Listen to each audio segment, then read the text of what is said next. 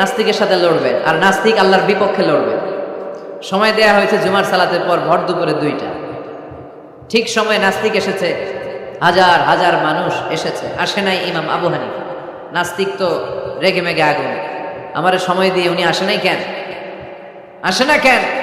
আধা ঘন্টা, 1 ঘন্টা, 1.5 ঘন্টা চলে যায়, আসে না। প্রায় 2 ঘন্টা পরে ইমাম আবু হানিফা দৌড়ে দৌড়ে আসেন। নাস্তিক বলে, আপনার তো সময়ের কোনো জ্ঞানই নাই, আপনার সাথে কোনো তর্ক চলবে না। ইমাম আবু হানিফা বললেন, ইনদি উযর, আই হ্যাভ অ্যান এক্সকিউজ, আমার একটা এক্সকিউজ আছে। কি এক্সকিউজ? সাইয়েদনা ইমাম আবু হানিফা বললেন, আমি যখন ঘর থেকে বের হই, এই পথে আসার সময় আমাকে একটা নদী পার হতে হয়। কি পার হতে হয়? আজকে যে দেখি নদীর সামনে কোনো নৌকা নাই, মানুষ নাই, কেউ নাই, কেউ নাই। হঠাৎ দেখলাম নদীর পাশে বিশাল একটা বড় গাছ, গাছটা এমনি এমনি 2 ভাগ হয়ে গেল, গাছ থেকে এমনি এমনি কাঠ আর তক্তা বের হয়ে গেল। তক্তাগুলো